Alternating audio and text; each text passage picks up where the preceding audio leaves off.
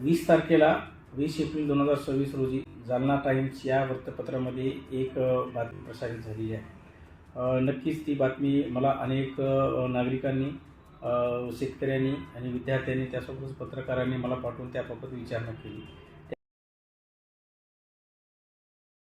त्या अनुषंगाने त्यांना मी सविस्तर विषय सांगितलेला आहे, परंतु सदर बातमीचे संपूर्ण अवलोकन केले असता सदरील बातमी ही पूर्णतः तथ्यहीन, खोटी, दिशाभूल करणारी असून सदर बातमीच्या अनुषंगाने मी सर्वप्रथम वैयक्तिकरित्या आणि तहसीलदार अंबड म्हणून सदर बातमीचे 100% खंडन करतो। सदरील अशा स्वरूपाची कोणतीही बातमी प्रसारित करण्यापूर्वी सदरील बातमीची सत्यता तपासणी करणं गरजेचं होतं। आपण वृत्तपत्रातून बातमी देत असताना 100% आपल्याला भारतीय राज्यघटनेने वैयक्तिक स्वातंत्र्य दिलेलं आहे, अभिव्यक्ती स्वातंत्र्य दिलेलं आहे, परंतु त्या अभिव्यक्ती स्वातंत्र्यानंतर लगेच प्रत्येक व्यक्तीवरती बंधनसुद्धा तेवढ्याच पद्धतीने दिलेले आहे।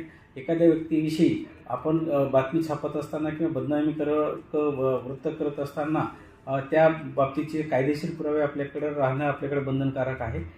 त्याचबरोबर जर समजा अशा स्वरूपाची बातमी आपण छापत असाल तर कायदेशीर जे काही पुरावे आहेत ते सोबत बाळगणं गरजेचं आहे। वरील बातमी मी जे नमूद बातमी केलेली आहे त्या बातमीच्या अनुषंगानं कुठल्याही प्रकारचे त्यांनी माझ्याशी विचारणा केली नाही। त्याउपर आज रोजी संबंधित पत्रकार रजाक यांनी मला स्वतः त्यांच्या मोबाईल फोनवरून माझ्याशी संपर्क केला। त्यांनी मला माहिती विचारली, त्या माहितीच्या अनुषंगाने मी त्यांना संपूर्ण माहिती देण्याचा प्रयत्न करत होतो, परंतु त्यांची कुठलीही मानसिकता ऐकून घेण्याची नाही। त्यासोबतच मी या ठिकाणी अवैध रेती उत्खनन विरुद्ध कोणत्या प्रमाणात कारवाई केलेली आहे त्या अनुषंगाने सुद्धा सांगण्याचा प्रयत्न केला। त्यावर त्यांनी उद्धटपणे बोलून तुमची प्रतिक्रिया घेण्याची आवश्यकता नाही अशा स्वरूपाचे त्यांनी वक्तव्य केलेलं आहे। त्या अनुषंगाने मी त्यांना विनम्रपणे सर्व गोष्टी समजावून सांगण्याचा प्रयत्न केला, परंतु तो कुठल्याही पद्धतीने ऐकून घेण्याच्या मानसिकतेत नव्हता। त्यामुळे त्यांना मी कायदेशीर नोटीस आपले जे काही माझे काही जे जसा ते भारताचे नागरिक आहेत त्यांना वैयक्तिक स्वातंत्र्य आहे, प्रसिद्धी माध्यमांना सुद्धा स्वातंत्र्य आहे, त्याच पद्धतीने मला सुद्धा तेवढ्याच पद्धतीनं भारताचे नागरिक म्हणून वैयक्तिक स्वातंत्र्य आहे। त्यासोबतच मला सुद्धा त्या संबंधितांनी खोटी जर बातमी दिली असेल त्याबाबत विचारणा करणे, पुरावा घेण्याबाबतचे सुद्धा अधिकार आहे। जसे मला अधिकार आहेत तसे त्यांना अधिकार आहेत, परंतु बंधन सुद्धा तेवढेच आहेत। त्या बंधनाचं कुठल्याही प्रकारे त्यांनी पालन केलेलं नाही।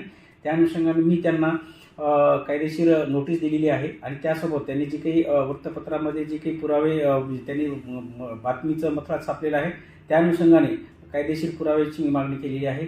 त्यांनी तडीपार व्यक्तीसोबत भागीदारी अशा स्वरूपाचं त्यांनी सांगितलेलं आहे। कुठल्याही प्रकारची जर भागीदारी असेल तर त्यामध्ये वैयक्तिक स्वरूपाचे त्यांचे करारनामे, त्यासोबतच शेअर्स किंवा जे काही नफा तोटाचे त्यांच्यासोबत कागदोपत्री पुरावे असणं गरजेचं आहे। अशा स्वरूपाचे काही पुरावे असतील तर 100% त्यांनी मला 7 दिवसाच्या आतमध्ये सादर करावे आणि माझ्या विरोधात त्यांनी जी काही तक्रार असेल ते करू शकतात।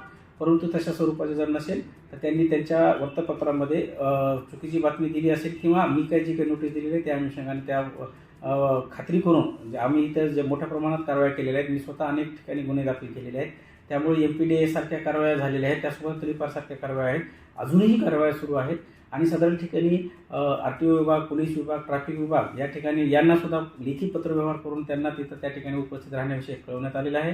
त्यासोबतच विविध जे पथके ते स्थापन केलेली आहे हे असे असताना सुद्धा वैयक्तिकरित्या त्यांनी विजय चव्हाण या नावाने आणि माझा छायाचित्र वापरून खोटी आणि दिशाहीन वरिष्ठांची दिशाभूल आणि सर्वसामान्य जनतेची, नागरिकांची दिशाभूल करणारी बातमी छापलेली आहे। त्या अनुषंगाने मी त्यांना नोटीस आणि त्याबाबतचे कागदोपत्री पुरावे मी मागवलेले आहेत।